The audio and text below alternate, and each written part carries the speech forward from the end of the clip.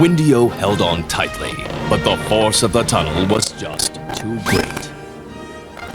The purpose of this section is to explain how the control panel can be a gateway into your computer. Through the control panel, it is possible for you to change the way your computer looks and behaves. That's a good thing, because default settings are so boring. Not to mention, they may or may not adhere to your personal needs. The first question that needs to be addressed is where the control panel is located. The control panel can be accessed in a few different ways. One way is through Start menu. Go to the Start menu, scroll up to Settings, and click on Control Panel. Another easy way is through the My Computer icon. Double-click on the My Computer icon on your desktop, and the My Computer window will appear. Inside there, you'll see the option for the control panel. Double-click on the control panel icon, and voila! You are there. There are many options inside the control panel, and we'll explore a few of them. We'll begin with the nitty-gritty, the date time. Programming the time and day can be a nightmare on your VCR, but on Windows 98, it's a cakewalk. Inside the control panel window, double-click on the date time icon, and the date time properties window appears. There are two categories inside this window, date and time zone. You can adjust both very easily. To change the time and date, simply click on the time and date box and fill in the correct information. The computer will automatically recognize the change and apply the adjustment. You can even change the time zone if you'd like by clicking the time zone option underneath the title bar, then moving the arrow next to its current time zone and choosing the one that you live in. Now your computer has the correct date and time, so that not only will you know the correct time, but your computer will know it as well, which is important for maintenance purposes. Another simple adjustment that can be made through the control panel is to change the mouse settings. Double-click on the mouse icon inside the control panel window, and the mouse properties window appears. At the top of the mouse properties window, there are three options: buttons, pointers, and motion. The buttons option allows you to alter the button configurations and the double-click speed for the left mouse button. The pointers option allows you to choose specific pointer icons to represent certain functions. When the pointer changes from an ordinary pointer into an icon, it means the computer is doing something. You'll be able to tell what the computer is doing by the type of icon the pointer becomes. It's that time again. Hey there, folks! I can see you're back for some more fun. I feel an example is in order. Right, Bob? You betcha! An hourglass mouse pointer represents the computer thinking or preparing itself for whatever task you have programmed it to do. When the mouse pointer becomes a question mark, it means that you have exercised the Help option. The last category in the Mouse Properties menu is the Motion window. The Motion window asks what speed you'd like your mouse pointer to move. If you want the pointer to move slowly, then move the arrow in the pointer speed slider towards slow, and then click the Apply box at the bottom of the window. The same goes for pointer trails. If you want pointer trails, then move the arrow accordingly. All three of these categories affect the function of your mouse. Remember, your mouse is very important, so you want it to be just perfect for you. Phew. Okay, let's jump back to the control panel window and we'll move in a different direction. But before we show you how to add hardware to your computer, you'll need to know about wizards. No, not that type of wizard. Wizards are special programs that display a series of dialog boxes asking you for information regarding the setup, installation, or removal of something concerning your computer. That being said, we can finally learn how to add hardware to your computer. There's a familiar feature to Windows users called Plug and Play. Plug and Play refers to the ability of your computer to recognize a hardware device automatically and make the appropriate adjustments. That simply means that if you wanted to use the Turbo 4000 synthesized chronological vibrating keyboard, you could plug it into your computer and the computer would recognize it immediately and make it available for use. When you buy new hardware, make sure that somewhere on the box it mentions Plug and Play compatibility. Otherwise, Windows 98 may not support it easily. What happens if Windows 98 does not immediately recognize the new hardware? What will I do then? Well, Doc, there are two ways to proceed.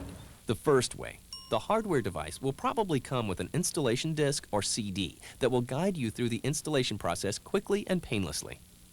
However, sometimes an installation disk or CD will not take you through the entire process, so then you'll have to go the route of the control panel. Go to the control panel and select the Add New Hardware icon. The Add New Hardware icon will lead you to the Add New Hardware wizard, which will then lead you step by step through the entire installation process. See how useful those wizards are? Okay, let's pretend for a minute that you've installed every possible accessory piece of hardware like a zip drive, keyboards, a scrolling mouse, and the large satellite dish with 2 digital titanium antenna and, well, you should probably install a printer soon. If you have a printer and you want to print something, well then you can't escape the printer's icon. Truth be told, adding a printer is as easy as pie. Click on the printer's icon inside the control panel and the printer's window appears on your screen. It's a basic screen with only one option, Add Printer. If you double-click on the Add Printer icon, it will boot up the Add Printer wizard. Then all you have to do is check the model number or make of your printer and follow the printer wizard. That's it. Again, the wizard has come through. Now that you've installed all of your hardware, you may wish to install some useful software.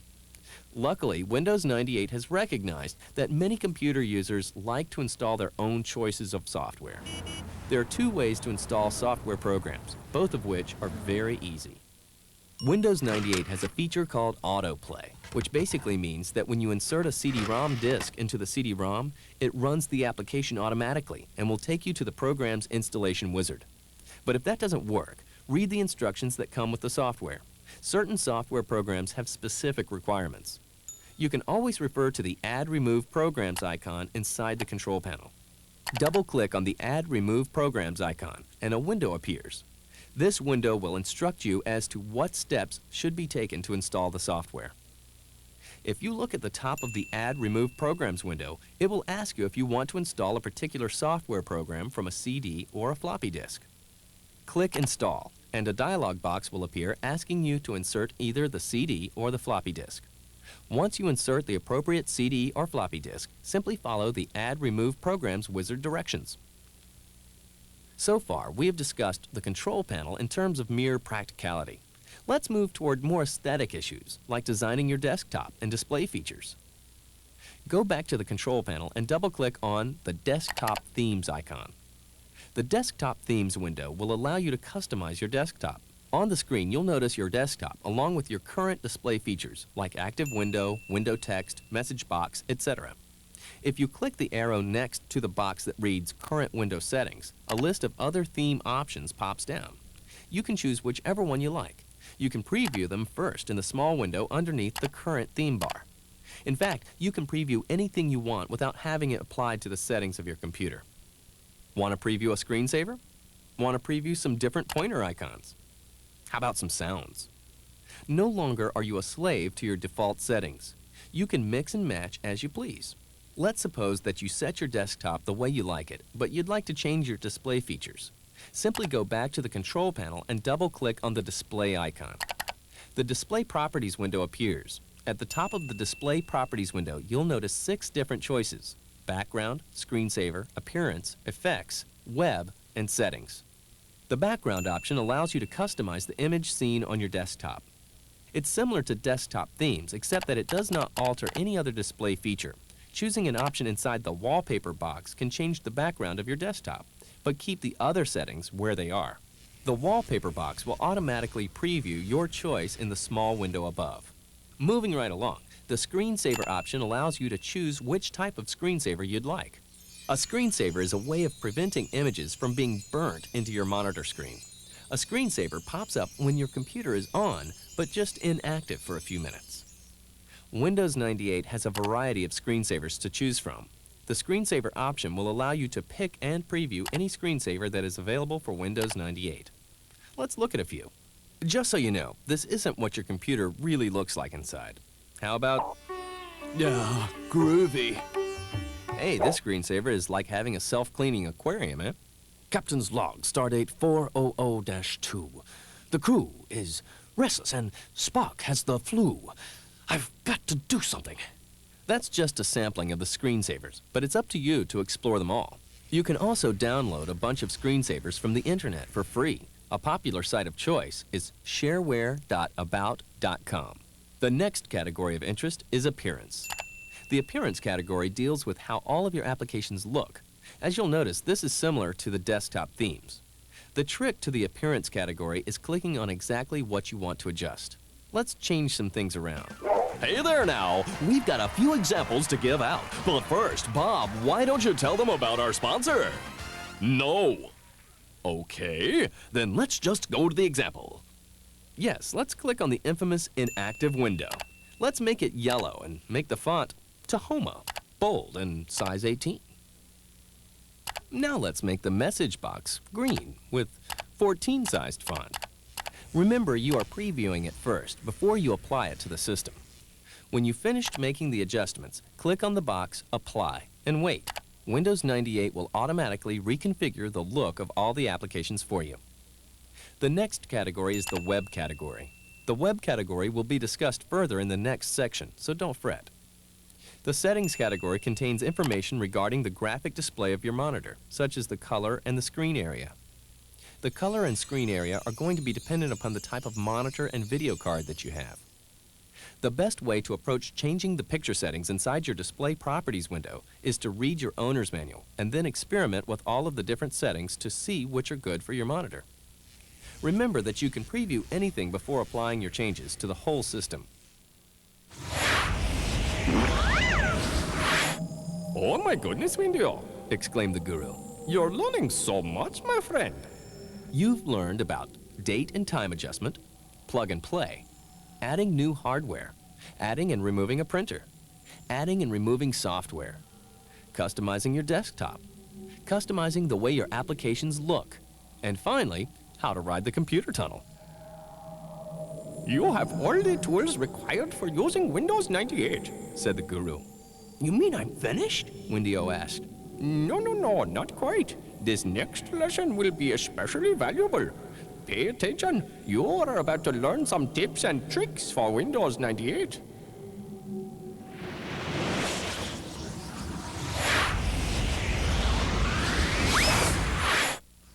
In this tips and tricks section, you will not learn how to hack into financial institutions, nor will you have the ability to clear your credit card debts, but you will learn a few things that will allow you to be more proficient using Windows 98. Let's start with something called the Active Desktop. The Active Desktop is new to the Windows genre.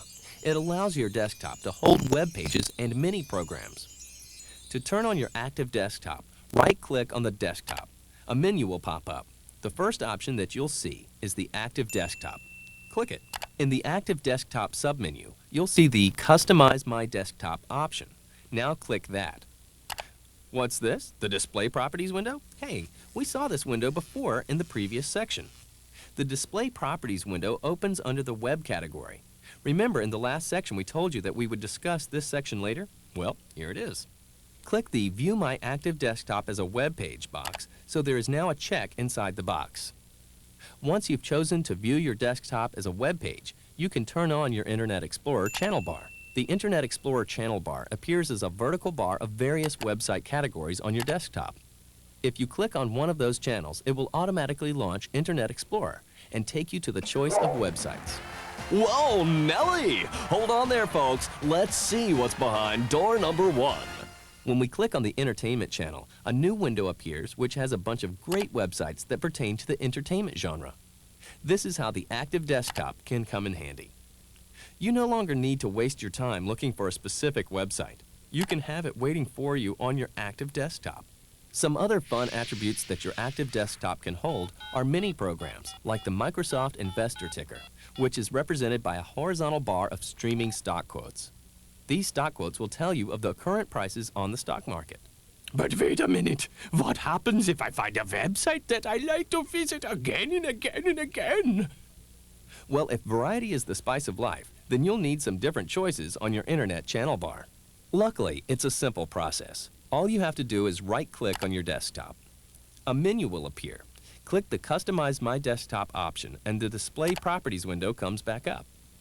In the lower right of the dialog box, you'll see an option called New. Click it. The new Active Desktop item window will appear, asking if you'd like to browse through a gallery of channels, or if you would like to type in the URL of the website that you'd like to add to your desktop. We have a very special guest today, folks, a Mr. Frank Stein. Mr. Stein, what would you like to add to your Internet channel bar? Art. Me like art. That's the right answer! Tell him what he's won, Bob. Well, he should like this. It's a brand new example! Let's type into the new active desktop item address bar and click OK. Another dialog box drops down to confirm the address. Is it right? Yes? Click OK. Then you will have yet another dialog box. The computer is thinking, so you don't have to do anything here. The preview box inside the Display Properties window will show you how the newly added website channel will look on your desktop. If you like what you see, then click Apply in the Display Properties window. If you don't like what you see, click Cancel. Now, if Frank wants art supplies, he can click once on the new website channel and it will immediately go to that web address. The Active Desktop is a great new feature that's exclusive to Windows 98. Here's an organizational tip that should relieve headaches. If you'd like, you can customize your Start menu. To customize your Start menu, all you have to do is right-click on any item inside the Start menu and decide exactly what you want to do with it. You can open it, create a shortcut, delete it, or even change its properties. Let's say you just want to move it around. Rearrange it if you will. Simply hold the left mouse button down and drag the item to where you want inside the Start menu. For instance, let's put Windows Explorer next to Internet Explorer by holding down the left mouse button and dragging Windows Explorer next to Internet Explorer. See? That wasn't so hard. Let's try another one. Let's go up to Programs and into Accessories. We'll put Notepad next to WordPad by holding down the left mouse button on Notepad and moving it next to WordPad. Easy. We've mentioned this function before, but this time we'll go through it in depth. We're going to create a shortcut. First, find something that you always access. Let's say it's a word processor, like WordPad. First, you need to find WordPad in the Start menu. Scroll up to Programs, then to Accessories, then down to WordPad, and right-click. A submenu pops up, and one of the options is Send To. When you click on the Send To option, you'll notice they give you more options. These options are 3.5-inch floppy, desktop, mail recipient, My Briefcase, My Documents, and Web Publishing Wizard. The place where you want to send to is the desktop. When you send an item to the desktop, it should appear on your desktop as a labeled icon, and therefore you will have created a shortcut. Now go back to your desktop to check and make sure that you did everything correctly. You should see your shortcut icon. Now when you double-click that icon, the program will launch immediately without you having to search your computer for it. This now brings us to a very important topic, computer maintenance.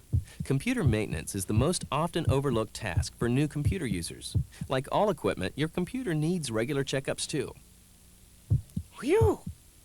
Well, Windows 98 has made this process as easy as possible for you. In fact, you'd wish your yearly physical were as easy as this. It's called the Maintenance Wizard. The Maintenance Wizard will allow you to get the best performance from your computer. It'll check your hard drive for viruses or errors, permit your programs to run faster, and even free memory space up. It's a pretty useful tool. Stop with your talking. I want to know what this Maintenance Wizard is. All right, Doc. Just go to the Start menu, scroll up to Programs, then up to Accessories. Then scroll down to System Tools. In the middle of the System Tools submenu, you'll find the Maintenance Wizard. The Maintenance Wizard window will appear and will take you through the process of scheduling maintenance tasks. These tasks are vitally important to the life and performance of your computer. Here's a quick tip that will not only save you time, but it will help you prevent headaches. It's called hotkeys. There are 3 specific hotkeys: Control, Alt, and Shift. When you press one of these buttons in conjunction with another button, it performs a specific function. For instance, let's go to WordPad and pull up Grandma's recipe for egg salad. My home cooking. Grandma's recipe for egg salad. Boil eggs, peel eggs, and place in bowl. Add magic powder. Mix together. Eat. Okay, now that we have our document, let's highlight a portion of it. If I press Control and the letter X, the highlighted phrase will cut itself out of the document. You haven't deleted anything, just stored it on the clipboard. A clipboard is an area of memory that holds data temporarily. Now, if I press Control and V, the cut phrase is pasted. This makes things a lot easier when you're editing a document. There are many different hotkey combinations. Cut and paste is just one of them. Control-C, copy. Control-X, cut. Control-V, paste. Control-Z, undo. Control-Y, redo. Control S, save. Control P, print. Control N, new. And Control O, open. Well, how do I find out about the hotkey combinations? Easy, Doc. Just go inside the menu bar, and under File, Edit, Tools, and Help, there are lists of different combinations that you can use. The best way for you to learn them is to experiment with different combinations on unimportant documents. Okay, here's a quickie trick. Your Windows 98 comes equipped with Microsoft Internet Explorer 4.0 or higher. This trick will set up your internet browser to display websites on the entire screen. Go to the View option in the menu bar and click. Scroll down to Full Screen. That's it. This will allow you to see websites more clearly and with a lot less scrolling. Let's say you want to delete something. I mean, really delete it, not just store it in the recycle bin. Click your right mouse button on the item that you really want to delete. A submenu appears with an option to delete. All you have to do is hold down the Shift key and click the delete option, and it's gone. Careful though, once it's deleted, it's gone for good. Here's a quick trick that will speed your system up. If you have tons and tons of different fonts, you may be bogging down your system. If you don't ever use a particular font, delete it. Go to the control panel and select the icon Fonts. Delete the ones that you will never use and keep the others. Your system will appreciate it. And now it's time for the last trick.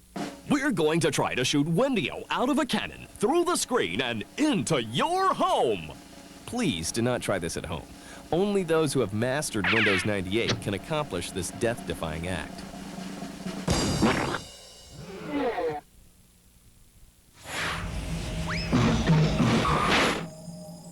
Oh, poor Wendio, The guru joked. you thought you knew everything, didn't you? You've learned about your active desktop and how you can customize it to fit your personal needs. How to customize your start menu. How to create shortcuts. How to set up your maintenance wizard so that your system consistently functions properly. What hotkeys are and what they are used for. And a host of tricks that will help you save time and energy while using Windows 98. Wendio, this is your last lesson for this journey. The guru told him. If you should ever find yourself in trouble and without my guidance, this lesson will come in handy.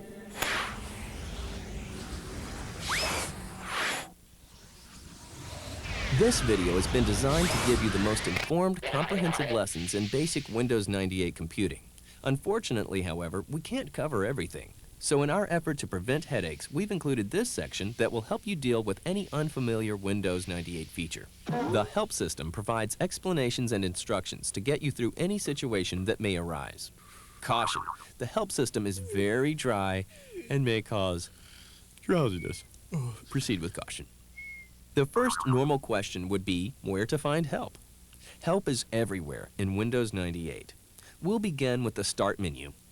Inside the Start menu, you'll see the option for Help. Click it. The Windows Help window appears. If memory serves you well, you'll notice a striking resemblance between the Help section and Windows Explorer. Notice that the window is divided into two sections. The section on the left contains three categories: Contents, Index, and Search. We'll focus on the Contents category because it's the most comprehensive for Help subjects. Under the Contents category, click on the book icon next to the first topic, Introducing Windows 98. The book icon opens and the topic expands into more choices. These choices will help narrow down your search. Let's again choose the first topic, How to Use Help. Underneath How to Use Help, you'll see question mark icons beside specific items of interest. Click on Find a Topic. On the right side of the window, all of the instructions associated with the topic on the left side will appear. This is how it works for all of the topics. Left side is the topics, right side is the instruction. It would be to your advantage to explore the Help system. It may be tedious, but will prevent headaches later on. Okay, hang on to the horses. I have a question. What if you have a problem with something very specific? Well, Doc, once again, Windows 98 has addressed that very problem. We're back now with our champion. What have we got for him, Bob? How about another example? Let's go to the WordPad. Remember how to get there? You go to the Start menu, scroll up to Programs, then again up to Accessories, and down to WordPad. Now that we're on WordPad, let's find Help. Would you look at that? The help feature is right on the menu bar. In fact, that's where it usually is, no matter what the application on Windows 98. When you click Help, a submenu appears featuring two options, Help Topics and About WordPad. Click Help Topics. This window looks exactly like the Windows 98 Help window, and indeed it works the same way. This is a handy trick for when you're inside the control panel. First, let's go to the control panel. Click on the Start menu, scroll up to Settings, and click on the Control Panel option. Once you're inside the Control Panel window, any item you choose has a unique help feature. For our purposes, let's choose the Modems option. The Modems Properties window pops up. In the upper right-hand corner, you'll see a Close widget and a question mark. If you click on the question mark and then click on a particular feature that you're unsure of, a dialog box will appear defining that feature. Inside the Modems option, we'll first click on the question mark. When you click on the question mark, your mouse pointer will now have a question mark beside it. Now we'll go to Dialing Properties and click. Since we have the question mark next to our mouse pointer, a dialog box appears and tells us exactly what the dialing properties are for and why they are important. A faster way of doing this same thing is simply clicking the right mouse button on Dialing Properties. A little box appears that says, "What's this?" When you click that box, the same dialog box appears and tells you what it does. The help system is there for you. It's easy to use and it works. There's no reason to feel uncomfortable referring to it whenever you get yourself into a jam. After all, that's what it's there for.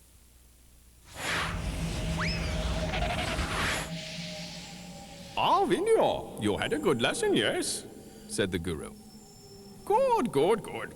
You learned about how to access the help system, how to browse through the help system, how to locate information about your computer system and any Windows 98 application using the help feature. Vinyo, I commend you on the victory over the headaches. Your journey today is finished. You have done very well. Dear viewer, we've enjoyed bringing this journey to you, and we hope that this video has cured all of your headaches. This is merely the beginning for Wendio. Look for his further adventures in the next tape. Thanks for watching.